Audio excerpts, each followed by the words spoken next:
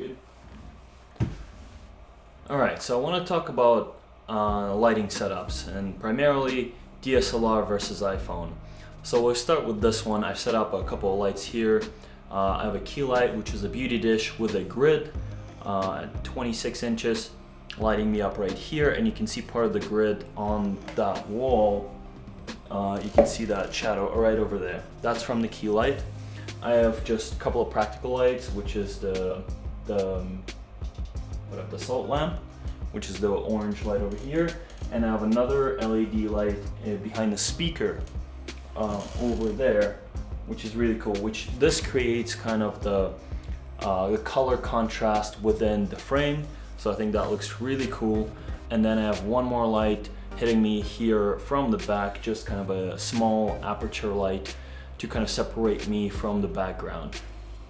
And again, this is me shooting it on Canon 5D Mark IV with a 85mm Sigma lens at f2, and I've got again my light here on my right, and I'm speaking into a microphone, so the quality should be good in all aspects of things.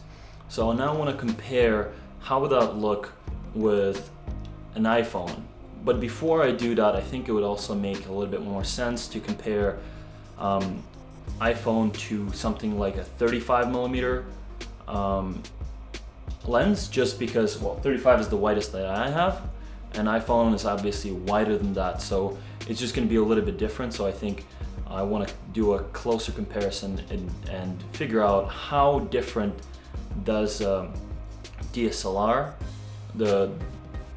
how different the results with the DSLR and the iPhone if the lighting is done, let's just say, relatively well. So let's take a look into that. Okay, so this is 35mm with the same lighting that we had, and I try to frame it about the same as I had with the 85. So I think not my favorite framing, just because I think ideally I would put it a little bit further away and have a little bit more of a set, just for the wider focal length, but I think it still looks pretty good with the light.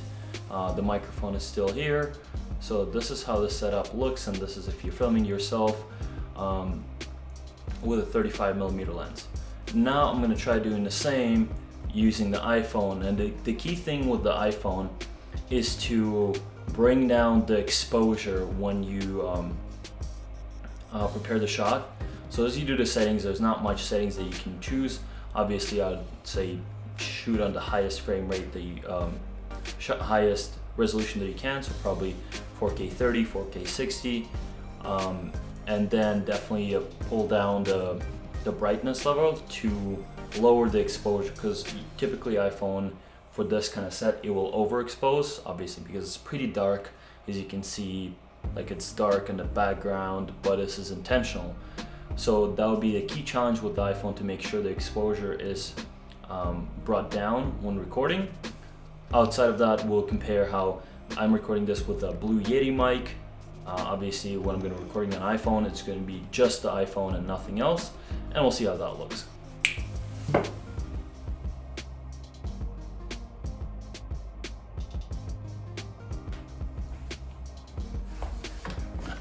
Okay, now obviously here's an iPhone. I'm shooting at 4K 30, and I've pulled the exposure down, I think, decently far. I'm mainly basing it off of the two other practical lights to see that they're bright enough and everything else is dark. So that was my kind of like how I tried it. But again, with an iPhone, the big downside is, as I'm filming this on my own, I'll have to do quite a few trial and errors. So because I can't see the picture right now, I'll have to go and take a look how well it was exposed and whether it was or wasn't. So it'll be quite a few back and forth on that part. Obviously, DSLR has like numerous pros, right? So better quality, you can connect it to the laptop and see it through and set up that way. You have a shallow depth of field, you have a lot more manual settings, and so on and so forth. But this is really a point of, could you take an iPhone and start with an iPhone and then maybe get a DSLR or a mirrorless or something higher. But maybe how does an iPhone video look like? And so is the microphone as well, because I'm sitting about a meter away from the iPhone, and I would actually think that the microphone is doing decently well. But you can compare yourself with the other two videos where I was using the Blue Yeti mic versus the iPhone built-in mic. And here, so you can see, here's the light. I've got a mic here on a stand with my laptop, and this light behind me, the aperture light. Here's the light over there, and obviously the salt lamp.